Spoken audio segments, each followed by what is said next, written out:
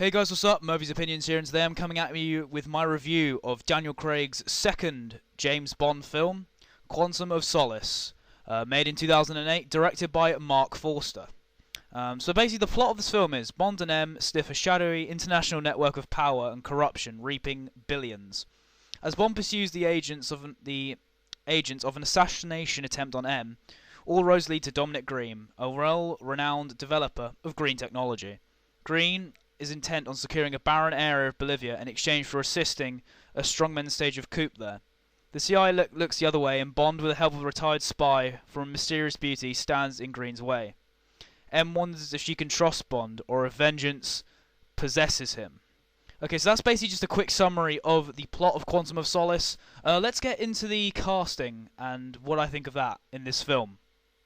So as previously stated, Daniel Craig returns to play James Bond once again, and you know what? I think this is another very good performance from Craig. I think Craig is one of those guys who's never really had a terrible performance as Bond, in my opinion. I think in this film he's as great as he was in Casino Royale. I can't really complain about him in this stand. He portrays the kind of more cold interpretation of Bond, and he does it very well. I'm a big fan of Craig's interpretation. As I said, it reminds me a lot of Timothy Dalton, which I also really enjoyed. So Craig definitely, I think, is great in this film. And then we've got the Bond girl Camille, played by Olga Kurylenko. And this is, I do think the character of Camille and Olga Kurylenko, I think she's played very well, and I think the character's definitely interesting. However, I just think her and Bond just have no real chemistry on screen, really. It just doesn't, for me personally, they just don't really click together. And it's just a bit kind of awkward, really. So yeah, I definitely think in that sense, she's not a terrible Bond girl because she is an interesting character and stuff, but the kind of chemistry with Craig is not that great in this film. And then we get into the main villain, Dominic Green, played by Matthew Almeric. I believe that's pronounced. If I'm wrong, I apologise for that.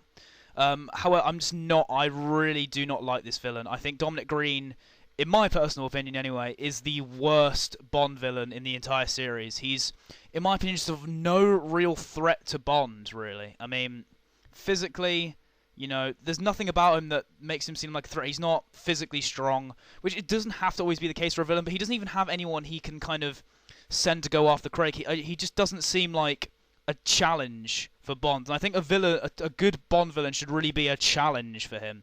And to me, he just doesn't really give that. I think my only problem with the gritty Bond films is when they try and make realistic villains, sometimes these villains don't come across as threats. And it's kind of like that with Christatos in For Your Eyes Only, and I think it's worse in this film. Green, in my opinion, just comes across as no threat at all. Just a very poor villain. Mr. White returns again, and he's a kind of good, kind of lower key villain, played by Jesper Christensen. I do kind of think maybe Mr. White should have been the main villain in this film. And maybe instead of Dominic Green, I just think it would have been more interesting. I think the Mr. White character could have been explored a bit more. But for what Mr. White does in this film, he's fine. I think, as he doesn't do a whole lot, but for what he does, it's fine. And then we got one of the henchmen in this film, Elvis, played by Anatole Tubman, I believe it's pronounced again. Honestly, one of the worst. But my God, this henchman, he's the worst henchman in the series. As I said, Green is the worst villain, he's the worst henchman, I think. There's nothing about this character, interesting, or it's a terrible character. I mean, the only thing that really stands out about Elvis is the fact he has a bowl cut. There's nothing else about him. He's not physically threatening. He doesn't have anything memorable in terms of a weapon or some sort of, in that kind of sense.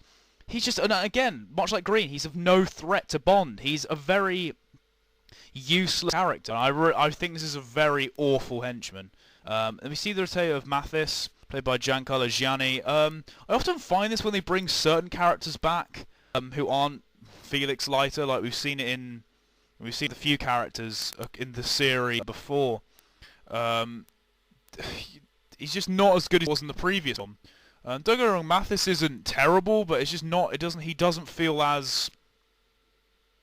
He's just not as. I don't know. The character is not. I just don't really like his character as much in this film. I don't think he's. It just doesn't feel the same as it did in Casino Royale, really. I mean, his death scene is It's sad, but I think if I do think what they did with him, he just doesn't really do much, as I said. And then we've got another kind of female character in this film who really could have been explored more, but just wasn't. That's Strawberry Fields, played by Gemma Arterton. I mean, for a Beatles fan like me, I guess it's interesting and pretty cool to see a character, that's referenced to a Beatles song. I don't know if they did that on purpose or not, but I'd like to think it is. I mean, it probably is, but anyway, this character I think could have been really explored more. The fact she's a fellow agent, but I just think she's not in the film enough, and her death, I think, just wasn't needed. I think they maybe could have explored her a bit more. She's just not really that much of a. She's just not really given much time. We got Felix Leiter, played by Jeffrey Wright once again, and as I said, Jeffrey Wright is Felix Leiter, and he's played well. It's just I feel like Felix Leiter is really forced in this film, and he's just not really needed here. They feel like they just said, all right, how can we fit Felix Leiter into this film? And they just put him in there, and it doesn't really benefit the plot much, so it's just a bit useless, really. Judi Dench's M is great once again. I can't really complain. She's a great actress. And then that's basically the casting of the film. So let's get into the score. So the score here for Quantum of Solace is done by David Arnold, and I think it's definitely another great score. But for me personally, I don't really find this score that memorable. I definitely think it's one of David Arnold's weakest scores, which, in fairness, that's not really saying much, because David Arnold is a very talented... Well, actually, I should say it's saying a lot, because David Arnold's a very talented musician and composer. So, the fact that this is one of his weakest really says a lot, because he's done some great scores, and this isn't terrible for me. It's just quite forgettable. I think a lot of the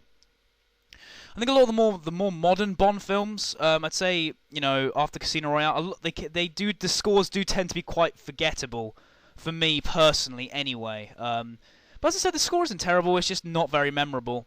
And I will say the main title song, "Another Way to Die," it's definitely one of the weakest entries of Bond themes into the series. It's not like, I wouldn't say it's the worst. I'd say maybe the second worst, but I don't really tend to hate many of the Bond themes. There's only really one I really dislike, and that's Die Another Day. But yeah, this one's just not that great either. I just don't really like Jack White's singing style, really. I just think the opening, like the first 20 seconds of the song's pretty good, the actual instrumental. But I just think, yeah, I'm not really a huge fan of Jack White or Alicia Keys' kind of singing styles. I think musically the song is actually pretty good. I think I think maybe if it was sung by someone else, maybe it could have been better, but it's just a pretty weak Bond theme in my eyes.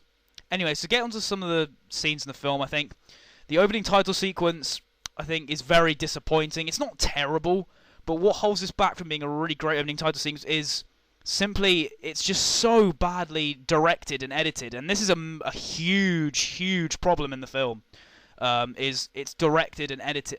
The directing especially is so bad, and I'm not someone who is extremely knowledgeable on directing and editing, but even I can notice that it's just for a viewer, it's so hard to know what is going on. The cuts are so rapid, and there's one scene where, as I mentioned in the plot, the assassination attempt on M. When you first see that shot, scene, you think M's been shot because it's so badly edited and directed. You don't know what's happening, and it makes the plot really hard to follow. And I just find overall, for the most part, this film is just very, very boring.